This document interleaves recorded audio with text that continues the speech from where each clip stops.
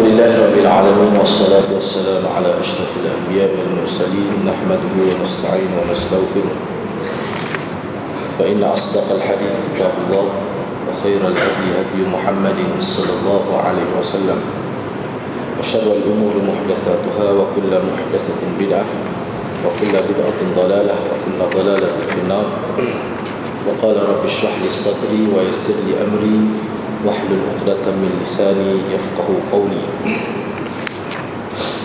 Alhamdulillah, syukur kehadrat Allah Subhanahu wa taala kerana dengan izinnya dapat kita bersama pada malam ini. Insya-Allah pada malam ini kita akan bincang hadis yang ke-40.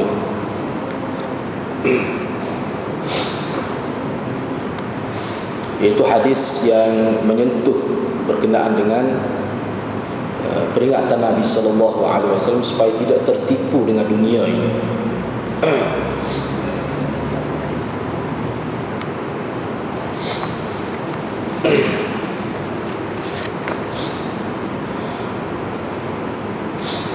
عن عبد الله بن عمر رضي الله عنهما قال أخذ رسول الله صلى الله عليه وسلم بمنكبي فقال كن في الدنيا كأنك غريب أو عابر سبيل. وكان ابن عمر يقول إذا أمسيت فلا تنتظر الصباح وإذا أصبحت فلا تنتظر المساء وخذ من صحتك لمرضك ومن حياتك لموتك. رواه البخاري. Diriwayatkan daripada Abdullah bin Umar radhiyallahu anhuma. Mudah-mudahan redha Allah pada mereka berdua. Kata Abdullah bin Umar, Rasulullah sallallahu alaihi wasallam telah memegang kedua bahu saya. Lalu Nabi bersabda, jadilah engkau wahai Abdullah di dunia ini seolah-olah engkau gharib, seolah-olah engkau ni anak dagang atau abir sabil, atau orang yang dalam perjalanan, yakni sedang bermusafir. Dan Ibnu Umar berkata,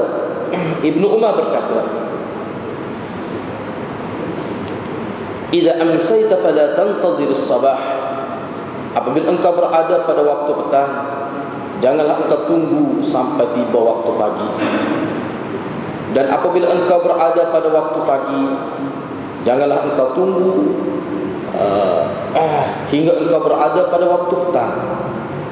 Wa khudh min sihhatik limaradik. Ambillah waktu sihat engkau sebelum tiba waktu sakit, dan ambillah waktu ketika hidup engkau sehingga datang kematian kepada engkau. Hadis ini diriwayatkan oleh Imam Al-Bukhari.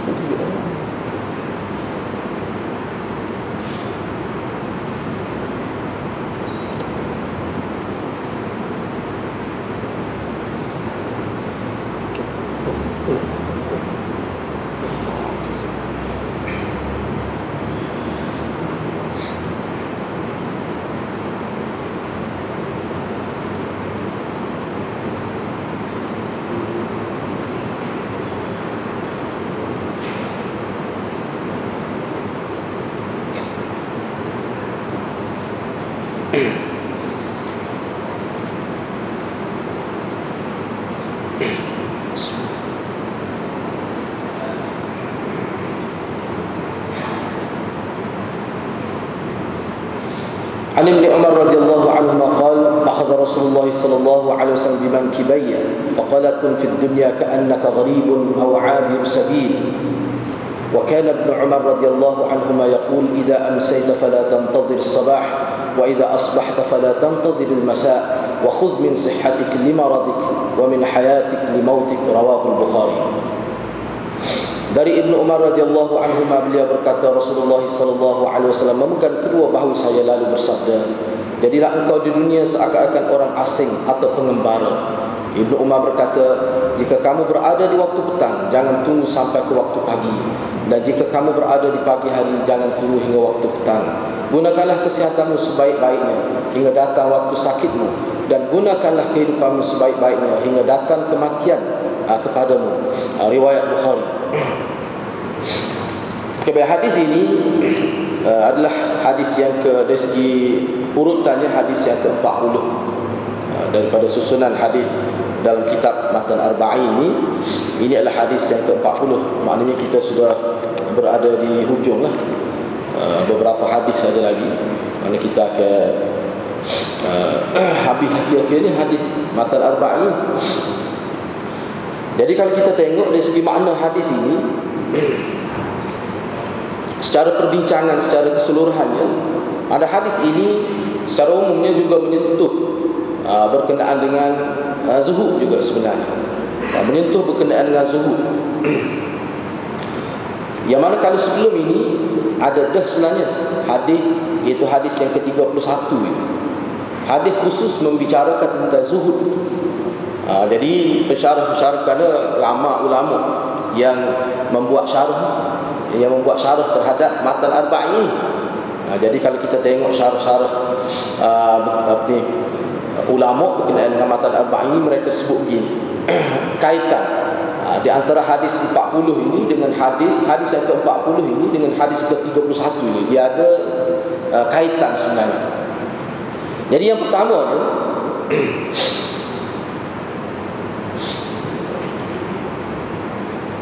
jadi dari segi biodata kita Abdullah bin Umar tu kita acak kali sebenarnya kita sebut, jadi rasa tak perlu lah. Ni anak saya Umar Abdullah itu. Jadi hadis yang ke-40 dan hadis yang ke-31, idhab fid dunya. Hadis yang ke-31 tu kalau mana ada kitab tu cuba rujuklah hadis ke-31 tu. Nabi sebut zuhud lah. Pada dunia dua perkara Nabi sebut dalam hadis tu kan. Mana pasti Allah akan suka kepada engkau. Izhab ma'i dan nas, zuhudlah apa yang ada. Yang ni kita tidak minat pada harta kan. Orang akan suka pada kita itu dua perkara. Ringkasnya hadis yang ke-31 tu. Jadi perbincangan hadis yang ke-31 tu adalah perbincangan secara khusus berkaitan dengan zuhud itu sendiri. Jadi kalau kita perhati mana hadis yang ke-40 ni dan hadis yang ke-31 sebenarnya menyentuh persoalan yang sama, iaitu berkenaan dengan zuhud. Tapi kalau kita tengok, kita renung, kita tengok huraian ulama, sebenarnya dia ada beza. Walaupun kedua-dua hadis menyentuh berkenaan zuhud, tetapi aspek yang disentuh itu ada beza, berbeza. Misalnya, jadi sudut bezanya adalah jika hadis 31 menyentuh berkenaan galakkan supaya mengambil jalan zuhud di dunia, maka hadis ke-40 ini yang kita sedang bincang ini lebih kepada mempertegaskan galakkan itu dan memperjelaskan rupa zuhud dan apa yang dimaksudkan dengan zuhud yang sebenarnya. Jadi kalau kita tengok hadis yang ke-31 itu, hadis yang ke-31, zuhudlah terhadap dunia, pasti Allah akan suka pada engkau. Maknanya nak dapat mahabbatullah itu kena zuhud pada dunia. Zuhud pada dunia ni secara umum lah, tidak berkait dengan harta orang tu. Yang kedua, Nabi sebut zuhudlah ma'indan nas, terhadap harta yang dimiliki oleh orang lain. Zuhud dalam konteks perbincangan kita bincang panjang di hal itu. Yuhibbukan nas, pasti orang akan sayang, suka pada engkau. Jadi hak tu sekadar nak ayat zuhud, cuma tidak disebut zuhud tu macam mana. Walaupun dalam huraian kita sebut panjang dah tu. Cuma dalam hadis ni, hadirin-hadirat, Nabi SAW Sebut zuhud dan bagaimana rupa zuhud tu dari segi pengamalannya. Walaupun kalau kita tengok hadis ni sebenarnya kata-kata Nabi-nya kun fid dunya ka'annaka gharibun aw 'abiru sabil, itu saja kata-kata Nabi-nya dalam hadis ni. Jadi hak sebut sepatu wa kana Ibnu Umar yaqul idza amsayta, itu sebenarnya adalah merupakan kata-kata Sayyidina Umar. Walaupun kalau kita tengok dalam kitab lain, sebenarnya kata-kata Sayyidina Umar ini, kata-kata Abdullah bin Umar, anak Sayyidina Umar ini, walaupun dalam hadis ni sebut wa kana Ibnu Umar radhiyallahu anhu ma yaqul, walaupun jelas disebut bahawa selepas Nabi kata kun fid dunya ka'annaka gharib aw 'abiru sabil, dan selepas itu disebut, maka Ibnu Umar yakni Abdullah berkata idza amsayta fala tantazi ila akhiril hadis, sampai akhir hadis. Tetapi sebenarnya kata-kata Abdullah ataupun Ibnu Umar itu sebenarnya merupakan satu, kita kata, kesimpulan juga. Dia ungkap semula, sebab dalam hadis lain sebenarnya apa yang disebut oleh Ibnu Umar ini sebenarnya adalah merupakan kata-kata Nabi juga sebenarnya. Hadis-hadis tak boleh rujuk. Misalnya dalam kitab ni dia ada sebut, dia kata sebenarnya apa yang diucapkan oleh Ibnu Umar tu sebenarnya adalah kata-kata Nabi. Nabi wasiat dia, Nabi pesan dia. Ini boleh rujuk dalam kitab At-Targhib. Imam Baihaqi ada sebut. Misalnya dia ambil contoh sikit lah. Misalnya Nabi ada sebut pada Ibnu Umar, ya Ibnu Umar idza asbahta, sampai akhir hadis. Jadi hak tu boleh rujuk dalam kitab At-Targhib, kitab galakkan. Ada satu kitab khusus lah At-Targhib itu. Jadi walaupun disebut sini kata-kata Ibnu Umar, tetapi hak ni Nabi Ibnu Umar ni dia macam nak pesan pula pada orang lain. Asalnya Nabi pesan ke dia. Gitu. Jadi hak Ibnu Umar sebut ni sebenarnya pernah Nabi pesan khusus ke dia. Apabila engkau berada pada waktu pagi, janganlah tunggu waktu petang. Buat selalu hijau tu. Jangan duk tangguh-tangguh. Apabila engkau berada pada waktu pagi, buat selalu hijau nak buat tu. Jangan ditangguh sampai waktu petang. Ketika kita sihat ni, kita rebutlah peluang sebanyak mungkin untuk amal ibadat ini. Jangan tunggu sampai sakit. Begitulah semasa hidup kita ni, kita buat. Jangan duk tunggu mati. Jangan duk mengharapkan orang lain buat untuk kita sampai mati. Jangan. Asalnya kenyataan ini Nabi sebut kepada Ibnu Umar. Itu sebenarnya. Jadi hakikatnya kata-kata Nabi jugalah dari segi makna tu. Walaupun kalau kita tengok dalam kitab Nabi sebut dalam istilah dia panggil wasiat Nabi kepada Ibnu Umar, kata-kata tu ada beza lah dari segi lafaznya, tapi makna sama. Kalau dulu Nabi pesan kepada Ibnu Umar ini, maka sekarang ini Ibnu Umar dia pesan kepada umat ini, pada kita semualah, kepada orang lain begini. Baiklah. Jadi hadis yang ke-40 ini, supaya kita nampak perbezaan dia. Kalau dalam hadis yang ke-31 merupakan galakkan supaya zuhud secara umumnya, maka hadis yang ke-40 ni dia menekankan, lebih menggalakkan, akadal hassa. Tu istilah kalimah yang digunakan ulama, faqad akadal hassa. Hadis ni, hadis yang ke-40 ni mempertegaskan lagi galakkan supaya zuhud. Bukan sekadar itu saja, Nabi SAW sebut pula bagaimana bentuk pengamalan zuhud itu. Walaupun kita sebut banyak dah, tapi hak ni Nabi sebut khusus.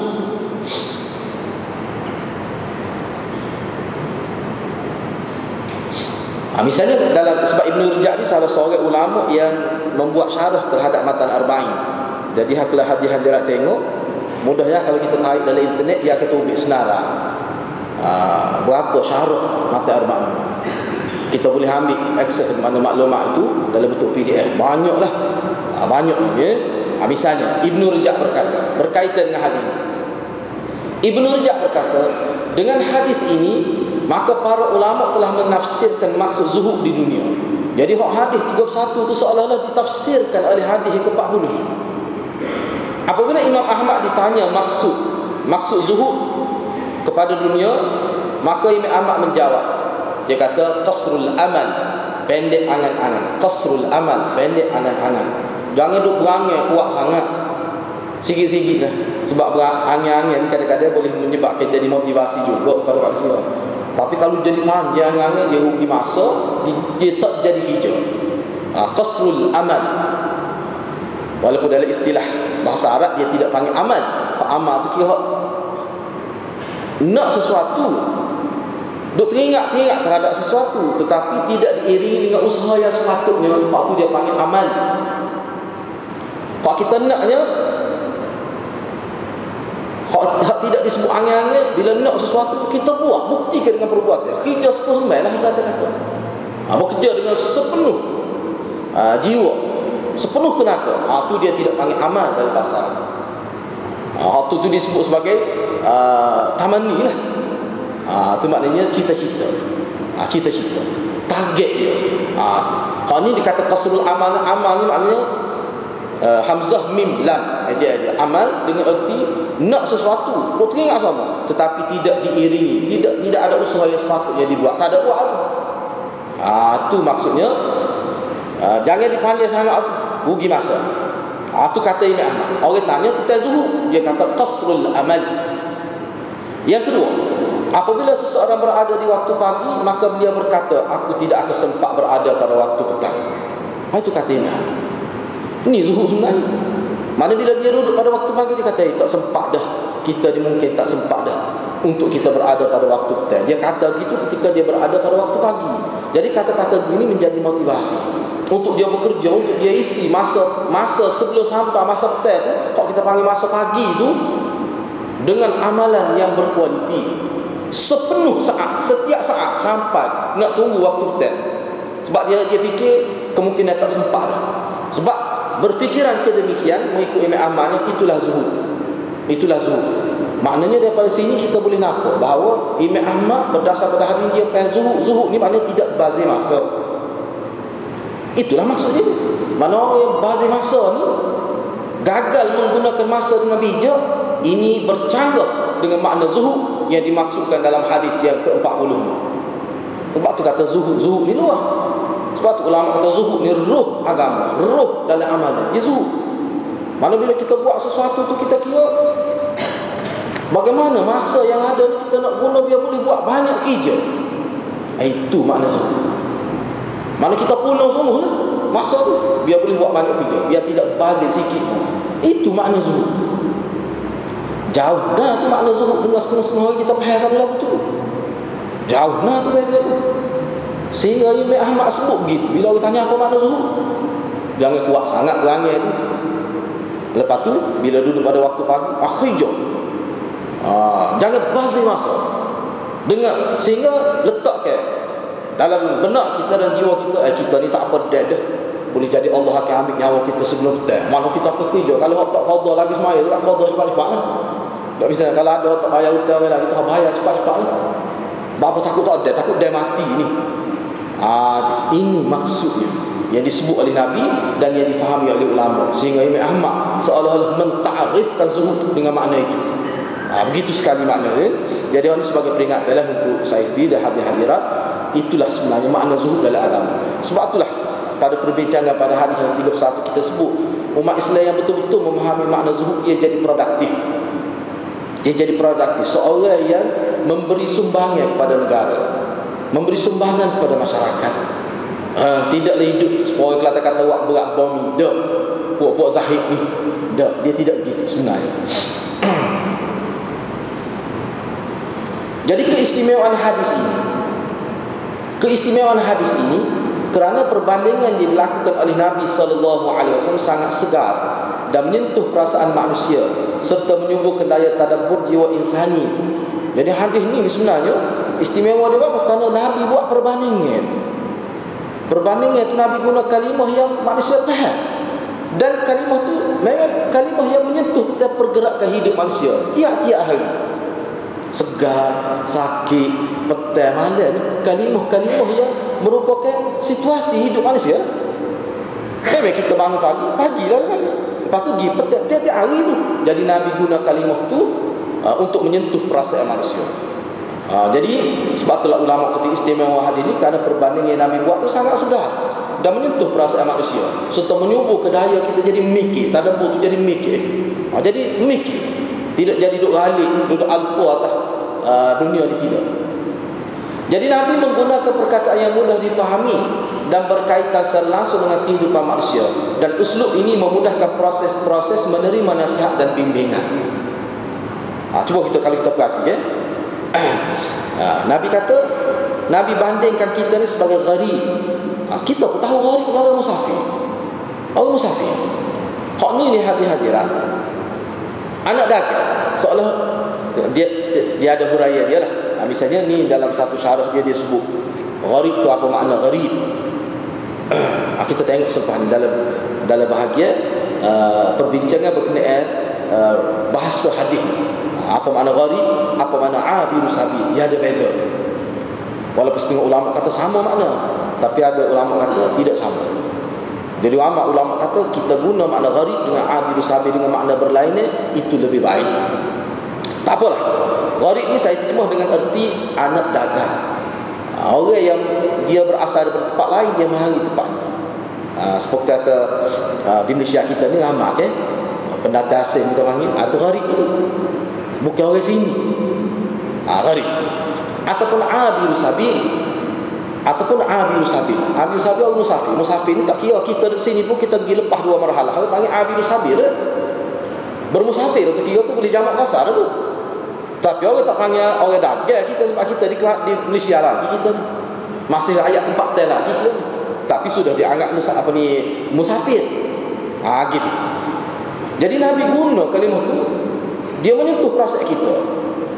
Mungkin kalau sekarang ni gharib ni tidak itulah mana, adalah abiru sabil, tidak nampak belah mana, susah tu. Tapi kalau dulu, khususnya zaman Nabi, zaman ketika tidak ada kemudahan, orang musafir ni susah.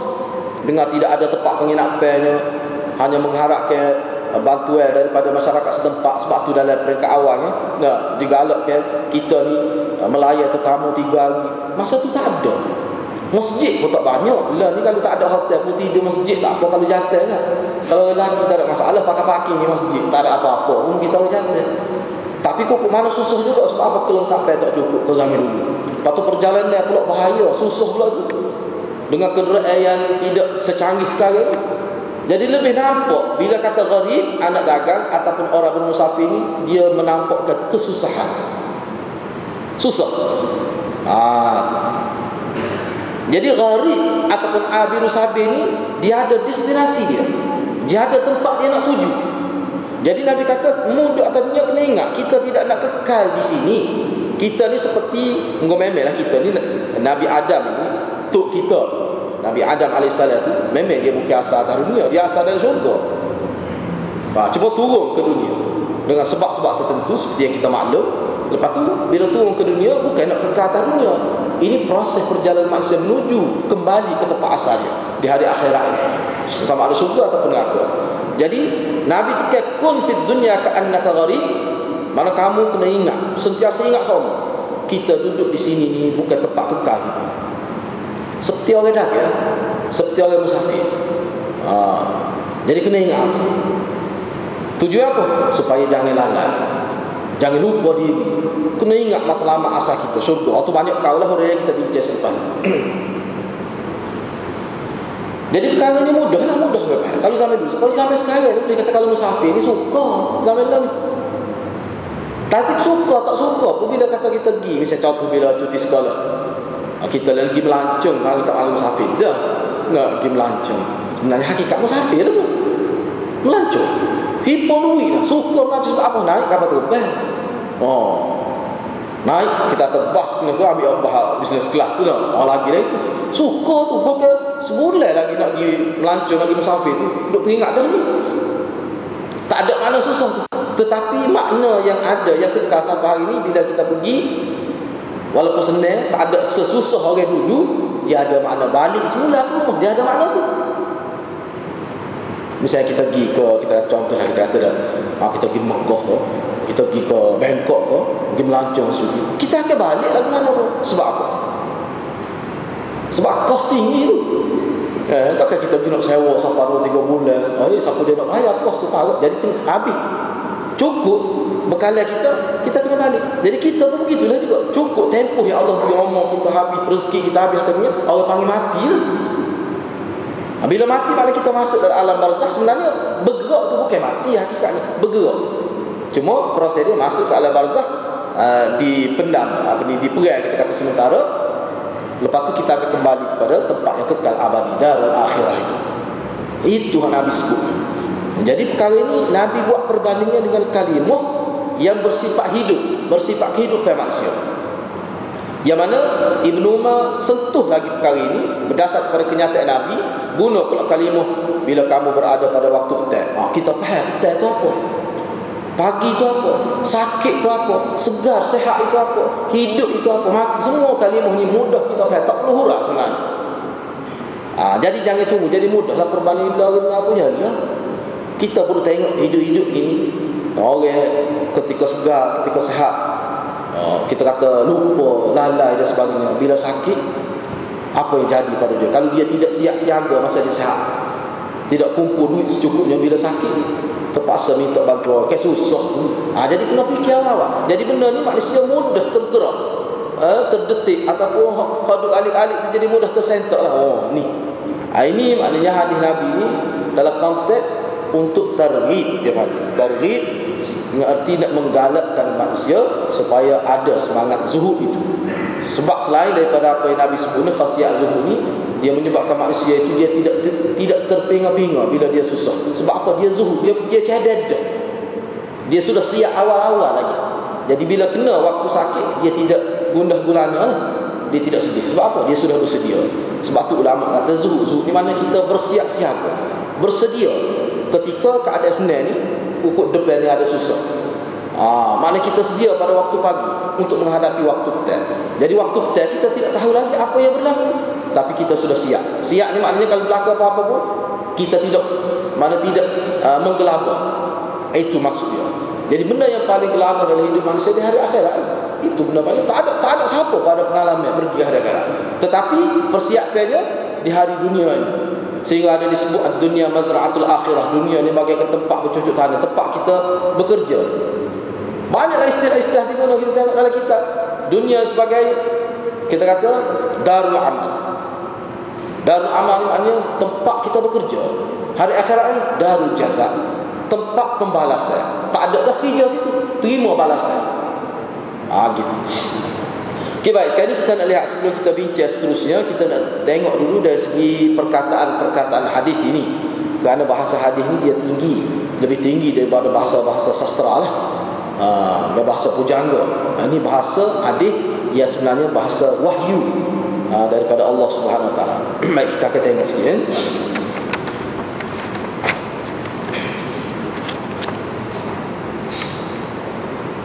Jadi dalam hadis ni sebut Mankibaya dari segi terjemahannya dengan arti bahu, ataupun dalam bahasa Kelantan kita kepala bahu, tempat bertemu lengan dan bahu. Ni sini, ni dia panggil kepala bahu. Jadi Nabi pergi sini, bukan pergi sini, sini tempat sendi. Sebab tu kata majma' bainal 'adud wal katif. Bahasa asal dia majma', tempat berhimpun di antara adud, lengan dengan katif. Di sini Nabi pergi sini, Nabi pergi dua-dua. Kalau kita bahasa Kelantan sebab saya tulis tu kepala bahu. Nabi pergi sini. Masa Nabi sebut hadis, Nabi pergi gitu. Dia kalau ulama hadis dulu, hadis-hadirat, kadang-kadang dia buat gitu. Ada ulama tu dia tahu bahawa sahabat ada buat. Dia ingat masa Nabi sebut hadis, Nabi duduk atas kuda. Jadi bila dia nak cerita hadis, naik atas kuda. Dia naik atas kuda. Sebab masa Nabi sebut hadis tu, Nabi duduk atas kuda. Nak suruh nampak jelas sunnah tu. Itu cara sahabat pergi sunnah. Dia nampak tu, dia nampak kedudukan. Sebab kita lah ni tak perlu lagi tu. Cuma kita rayak lah Nabi, masa Nabi sebut ni gini. Ni pun masa Nabi sebut pada aku, kun fit dunya ka'annaka gharib ini, awak abid sahabat ni. Masa tu Nabi pegang kepala bawah. Jadi kalau kita nak buat gitu juga pun boleh. Tapi ramai ni tak nak buat gitu. Misalnya kita naik atas motor, naik atas motor, dah kuda tak ada. Boleh kalau buat, tapi ulama kata tak perlu tu. Cuma kita rayaklah situasi bagaimana. Jadi mankibaya ni tempat bertemu lengan dan bahu. Kalau kita panggil kepala bahu. Itu maknanya. Nabi pergi sini. Takut silap faham. Lama dia ingat sini Nabi pergi ataupun sini. Dah di kepala bahu. Nak biar jelas. Gharib, apa makna gharib? Yang saya terjemah situ dengan makna anak dagang, perantau. Gharib iaitu kalimah yang berasal dari perkataan ghurbah. Gharib adalah kalimah yang berasal dari perkataan ghurbah, iaitu orang yang berjauhan dari keluarga dan tanah air. Sebab tu ulama kata dia serupa, jangan musafir serupa. Misalnya anak kita pergi Mesir, tu jauh daripada tanah air, jauh daripada keluarga, duduk dengan orang lain. Kira-kira tu gharib, kira-kira tu abir sabir. Lepas ni kita tengoklah sudut beza dia tu, iaitu orang yang berjauhan dari keluarga dan tanah airnya.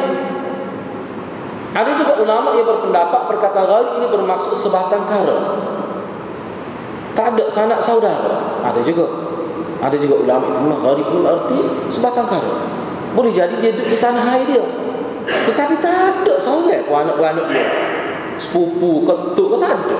Orang panggil keturunan dia, walaupun di kampung dia. Misalnya katakanlah dia pernah pergi tinggal di Australia kita, tiba-tiba dia balik ke kampung dia, misalnya kampung Telipuk, tiba-tiba Telipuk ni tak ada saudara anak-anak dia.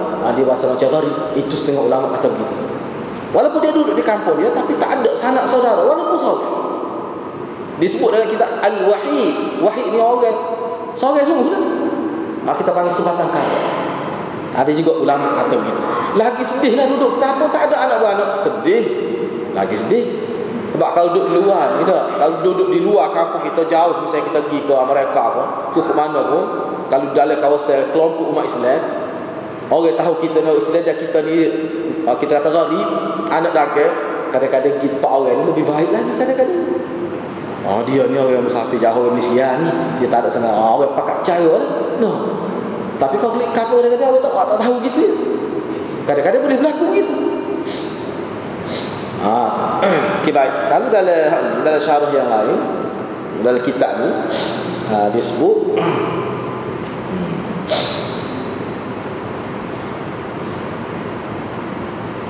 makna lain sikit lah. Saya nak sebut perbezaan dia.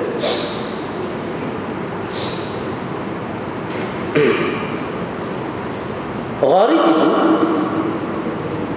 ada setengah ulama sebut ni mana berbeza-beza pandangnya. Sebenarnya hal ni kalau kita tengok dalam fiqh lughah dah, dalam kaum besar yang menyebutkan tentang makna asal, apa makna yang difahami oleh orang Arab, memang dia ada beza. Ada khilaf pula. Misalnya antara khilaf, gharib orang yang tidak ada tempat tinggal dan dia tidak menetap di tempat itu. Dia tidak bercadang untuk menetap di tempat itu. Selain daripada tidak ada tempat tinggal yang khusus, dia pun juga tidak akan menetap di situ. Mana datang itu sementara semua. Ini setengah ulama kata ini makna gharib. Adapun abiru sabil, dalam hadis abiru sabil yang kita terima sebagai orang yang bermusafir itu, abiru sabil dengan erti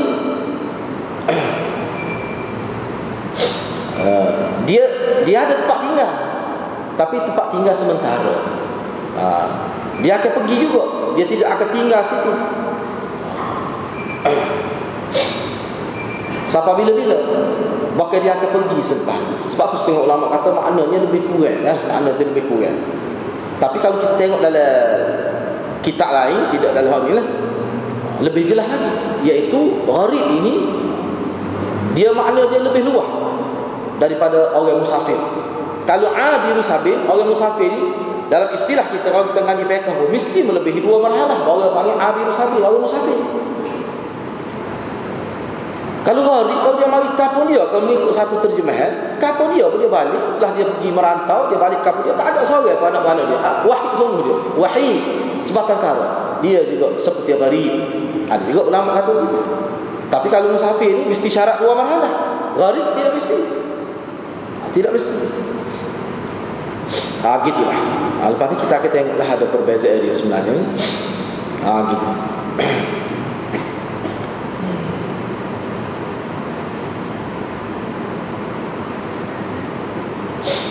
Wa abirus sabil akmal zuhdan minal gharib.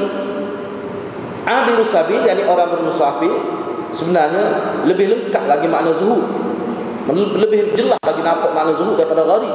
Kenapa? Karena orang musafir ni dia tidak duduk. Orang musafir ni bila dia akan balik kampung dia. Sebab dia musafir. Sebab dia ada asalnya ada tempat tinggal, ada kampung halaman. Dia pergi. Dia akan balik dalam jangka masa tertentu.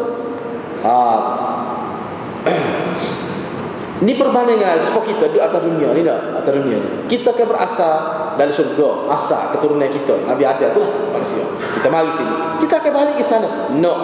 Tak sik, tak ingat, tak khabar apa. Memang dia pergi situ. Ada makna mari duduk sementara kadang-kadang 60 tahun. Dia akan balik semula. Setuju tak setuju dia akan balik semula. Itu dia ada makna seperti orang musafir. Bila kita pergi akan balik semula. Itu perbandingan wajah syabah dia tu. Wajah syabah sudut persamaan. Dia ada makna gitu. Gharib ni, hak kata anak dagang ni gharib ni. Dia jenislah kita gharib, dia duduk. Kadang-kadang dia duduk situ. Selama mana kita tengok orang kampung kita misalnya kita daripada Bangladesh mari duduk sini. Memang duduk, dia tak kelik dah. Memang kadang-kadang beranak sini mati sini. Tak ada keluarga. Itu gharib. Dia tidak niat nak bermusafir pun nak lagi duduk sini. Dia nak mati sini. Kira-kira gitulah. Itu beza dia ni. Kami ikut setengah-setengah ulama. Kukuk mana pun kita faham lagu mana pun dia ada makna berpindah tempat tu ada makna intiqal tu. Dia ada makna juga tu. Kira baik tak apalah tu. Sebab makna dia tidak satu. Dia ada beberapa perbezaan lah. Abirus sabil, orang yang berjalan di jalan. Namun yang dimaksud di sini adalah orang yang berkelana, bermusafir. Abirus sabil ni asal mana orang yang berjalan. Kita boleh panggil abirus sabil. Asal bahasa Arab bila kita jalan kaki. Jalan kaki, kau naik motor ada jalan lah. Misalnya kita pergi ke jalan raya, kita bergerak lah. Sama ada dengan kenderaan kita ke, dengan berjalan kaki ke, tak kira lah. Ketika kita berjalan, bergerak di atas jalan tu orang panggil abirus sabil dari segi bahasa. Tetapi dalam konteks hadis ni, maksud abirus sabil ni orang yang berkelana, yakni orang yang bermusafir. Itu maksud dia. Saya tekan hal ini biar kita nampak. Sebab ni kita faham ni, sebab Nabi dalam hadis ni Nabi nak buat perbandingan. Kita faham ni perlu ni kita faham ni untuk supaya mudah faham huraian hadis akan datang. Huraian hadis akan datang.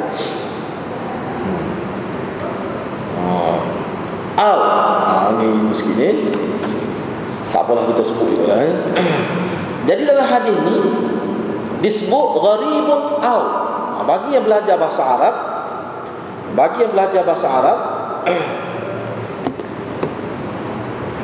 walaupun di situ terjemahan Melayu susah sebenarnya nak menampung makna tu.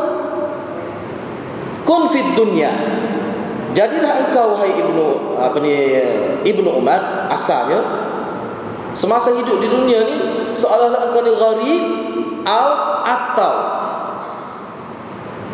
biasanya au ni untuk menunjukkan makna. Kalau dalam bahasa hadis dia panggil syak perawi. Biasanya gitu au. Maknanya seolah-olah perawi tak ingat Nabi sebut gharib ke atau Nabi sebut abirus sabil. Jadi ini hak biasa, tapi sini tidak makna gitu. Kalau kita ni hiduplah dunia seolah-olah kau gharib atau abirus sabil. Kalau kita patah au dengan arti syak perawi, dia au ni ada dalam istilah ni panggil syak perawi. Syak perawi ni maknanya perawi hadis ni dia tak ingat Nabi sebut gharib ke di sini atau Nabi sebut abirus sabil. Dia akan sebut kedua-dua. Ini amanah dalam periwayatan. Sebab kita lah bila kita kecek, cikgu besar ada kata gini. Tapi saya tak ingat molek. Gini ke atau gini? Dia sebut kedua-dua. Saya tak ingat dia kata di pejabat puh ke ataupun contoh lain sebagai contoh.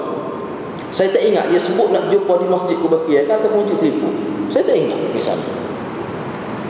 Jadi kalau awak kena ngesah, itu maknanya syak tu dia tak ingat. Salah satu tu mesti ada. Hak tu au, kalau au dengan makna kita panggil syak perawi. Tetapi mengikut Hafiz Ibn Hajar yang dia ambil nukilan daripada At-Tibi, dia kata au di sini bukan dengan makna syak seperti makna yang saya sebut tadi. Bukan dengan erti perawi tak ingat Nabi sebut gharib kah atau Nabi sebut abirus sabil. Bukan makna gitu sini. Tetapi dengan makna takhyir atau dengan makna bal yang memberi erti anjakan, idrak, anjakan, iaitu beralih dari satu kedudukan kepada satu kedudukan yang lain. Yang gini maksudnya. Hak ni yang lebih baiknya mengikut ulama. Jadi kita terjemah begini. Kalau kita nak terjemah au sini dengan arti takhyir ataupun bal, bukan bal tu sebenarnya dengan lebih baik ke mana? Au dengan makna bal kita terjemah begini. Hiduplah di dunia ini seolah-olah engkau gharib, bahkan engkau abiru sabil. Bukan sekadar gharib, bahkan engkau ni sebagai orang yang sedang bermusafir. Bahkan. Jadi ulama kata itu makna yang baik, lebih baik daripada terjemah atau. Jadi kita terjemah bal atau lebih baik. Sebab apa? Gharib bahkan abiru sabil. Sebab gharib kalau anak dagang ni boleh jadi dia tak sebalik dah kampung halaman dia. Memang dia mari nak duduk sini. Kalau kita berasa gitu, kita ingat dah manusia ni kalau berasa dia duduk 4 orang, dia kecemak lah. Akhlak pun dia buat balik, maka dia mari duduk 4 orang. Jadi kita mari duduk atas dunia ni tempat bukan tempat asal kita ni. Kena beringat sikit. Jangan duduk buat maksiat, jangan duduk langgar perintah Tuhan. Kamu ni duduk tempat orang ni. Tu maksud masal perbandingan. Kena ingat gitu, tak apa dah. Ataupun lebih lagi kamu ingat gini, itu makna bah. Sebab tu kata makna dia tu tinggi bah. Ataupun ingat gini, bahkan sebenarnya kamu nak abiru sabil, kamu mari duduk sini bukan ditiup oleh angin ke apa dak ni. Memang kamu mari sini dengan maksud nak mencari nafkah, kita kata. Supaya pergi kerja di Singapura. Itu maknanya bukan gharib itu. Dia tu abiru sabil. Orang bermusafir kalau nak cari kerja. Kamu bila duduk situ 3 bulan tu dengan maksud bekerja, kamu jangan bazir masuk. Bekerjalah sungguh-sungguh. Kenapa? Kamu akan balik hasil itu kepada anak isteri kamu, ke kampung halaman kamu. Jadi jangan cuai lah duduk situ.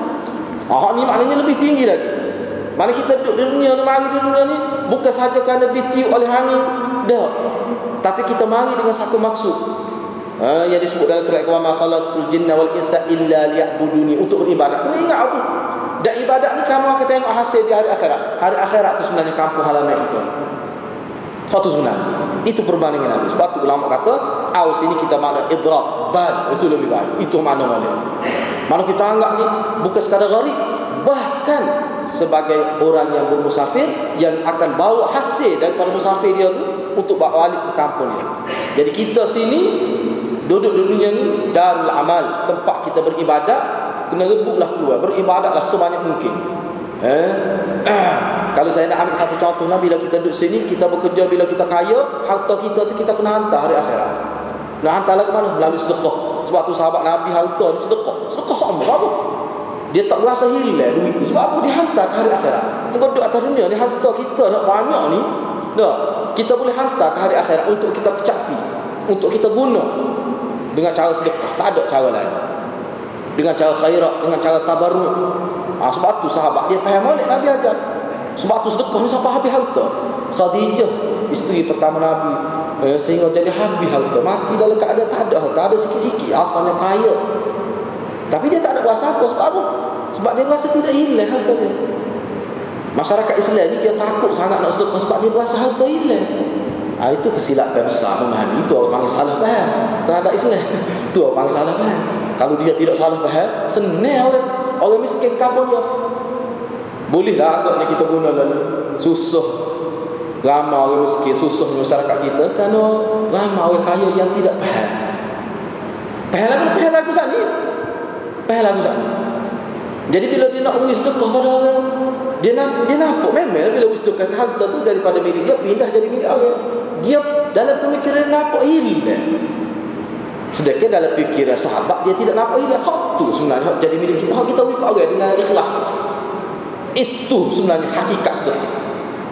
Hadis ni sebenarnya dia nak mengajar hidup, nak mengajar tentang hakikat hidup sebenarnya apa. Hakikat hidup sebenarnya. Zuhud ni sebenarnya nak mengajar hakikat kehidupan tu. Sebab tu jangan sekali kita faham bila kata zuhud ni kena pakai kotor, pakai coba camping itu zuhud tu. Tidak makna begitu saja. Tidak makna begitu saja. Hadirat kena ingat tidak makna begitu saja. Luah makna dia. Kalau hadirat faham molek dia, orang kaya dia tidak pergi beli baju guning lah klik lepas ni. Dia tetap boleh pakai baju mahal dia. Kalau dia faham molek zuhud dalam konteks agama, maka dia kaya, dia tahu. Tak perlulah dia beli baju kuning. No. Oh, walaupun dia juga puasa kata, dia biasa pakai baju molek. No. Tak jadi gitu. Dia tak jadi gitu. Dia boleh pakai, tak salah. Wa amma bi nikmati rabbika hadis itu menunjukkan tahap kemampuan manusia. Kalau dia tahap ni dia boleh guna, dengan tahap dia tak apa. Tapi kena ingat, dia kena bersedekah, dia kena tabarruk harta dia. Harta tu masuk zuhud. Masuk zuhud. Jadi perkara ini kita kena faham lah. Supaya orang kaya pun dia tahu nak salurkan harta dia tu ke mana. Sebab kalau dia tinggal harta dia 1 bilion, boleh jadi dia tak boleh nak ambil sikit pun di hari akhirat. Sebab apa? Sebab dia tinggal dalam keadaan tidak disedekahkan, tidak disalurkan kepada jalan yang sepatutnya. Tak semesti dia akan. Boleh jadi harta kakilan dijual oleh anak dia, diguna dengan cara tidak betul saja dia. Jadi benda-benda gitu termasuk dalam bab zuhud. Itu zuhud sebenarnya. Itu mana au sini dengan erti idrak, bahkan abir sabil. Jadi kenapa haram balik gharib dengan erti mana seseorang yang berada di satu tempat dalam keadaan dia tu tidak ada sanak saudara kira-kiranya. Gharib itu. Dan dia pun kira-kira tak ada tempat dah nak tuju. Tapi kalau abir sabil, dia ada tempat asal dia. Cuma dia pergi ke tempat yang satu lagi, tu hak panggil tempat dia musafir itu dengan maksud tertentu, dan dia kira-kiranya dia akan pulang ke tempat asal dia. Itu mana abiru sabil. Khudh, dalam hadis disebut wa khudh min sihhatik limaradik wa min hayatik limautik. Khudh dengan erti rebutlah peluang dengan melakukan amalan salih semasa sihat sebelum datangnya sakit yang akan menyekat sebarang aktiviti kebaikan. Kerana peluang hanya datang sekali dan tidak ada peluang yang kedua. Kalau dalam bahasa Arab dia kira gini. Dia terima gini kalau dalam bahasa Arab. Khudh min sihatik, dia kata ibarat seperti awan. Kamu kena ingatlah. Awan awak mari, contoh kita duduk waktu kita kelima kita tengok awan mari. Awan tu bergerak ditiup oleh angin. Awan tu dia mari sekali tu. Kok esok awan tu awan lain tu. Dalam bahasa Arab dia guna istilah sahab. Yamurus sahab marratan. Awan hanya bergerak sekali saja. Yang boleh memayung kamu, menyebabkan jadi ada bayar. Kena ambil peluang. Sebab besok kalau awan mari, itu bukan awan mari, awan lain. Itu awan lain. Itu dalam bahasa Arab dia guna istilah gitu. Tapi maksud dia peluang tu mari sekali ya. Sepomo kita ni mari sekali ya. Misalnya hari ni kita ada, ni dekat pukul 9 kita kira-kira pukul 8 lebih, nak 8.42. Esok ada pun nak 8.42 kalau tak mati. Tapi 8.42 tu masa lain tu. Hak 8.42 dia pergi dah, dia tak hari dah. Itu maksud hadis Nabi. Khudh min sihhatik limaradik, itu maksud dia. Dengan arti rebutlah peluang dan melakukan amalan soleh semasa sihat sebelum datangnya sakit. Kerana sakit itu akan menyekat sebarang aktiviti kebaikan. Jadi dia tersekat tak boleh lah nak buat. Itu makna khudh itu. Khudh ni dia dengan makna gitu, rebut peluang. Tolonglah. Makna khudh ini. Dalam nasyid disebut khudh biyadi. Bukan makna pegang tangan saya, tapi tolong saya. Takut jadi pada dalam cerita Maulana sebut. Ada orang tak faham. Dalam hadis ada sebut kan, supaya tolong, peganglah tangan orang zalim. Khudhlah, peganglah orang zalim. Orang yang dizalim. Saya tak ingat lafaz hadis itu, lebih kurangnya maknanya kalau kita sebut dalam bahasa Arab sana, khudhil mazlum, peganglah orang yang kena zalim. Kalau kita faham gitu beratlah. Jadi wallahu a'lam, ni cerita orang hadis ni. Jadi kita masa tu orang tapan, mana dia kena zalim, bila dia nak berharap saya dia pun pegang tangan dia. Dia tak boleh nak berharap tu. Sebab dia tengok hadis tu pegang, bila orang tu kena zalim kita pegang tangan dia. Dia pegang sungguh. Dia kawan tu nak balas balik. Dia kata ada dalam hadis sebut itu. Khudh itu dengan makna tolong. Khudh itu dengan makna tolong. Banyak makna ni. Kena ingat molek Sebab kalau kita ngaji pondok berbukalah di atas alat tamri. Sunat berbuka di atas utama alat tamri. Patutlah mana buka di atas utama. Alat kan makna di atas. Makna di atas ni mana ada benda di bawah, bawah pada atas. Jadi berbukalah, sunat berbuka di atas utama. Alat tu dia faham makna atas sungguh. Sedangkan alat ni ada makna bermakna ba, dengar. Berbukalah walaupun ala, tapi kita terjemah dengan buah tamak. Apa ke makna untuk buah tamak? Pinggir kita duduk buah pinggir tamak tu. No, kalau ke mana-mana. Jadi hak ni kena faham balik. Hadis-hadis ni ya. Khudh min sihhatik li marad. Supaya juga tamak. Qad qamatis salah. Qad qamatis salah, qad qamatis salah. Qad qama. Telah ditunaikan semaya. Telah mana tak semaya lagi. Tu ila qamak ya. Qad qamatis salat, qad qamatis salah. Sesungguhnya sembahyang telah ditunaikan. Kalau kita terjemah begitu, parut kat dah tu. Memang hak tu asal.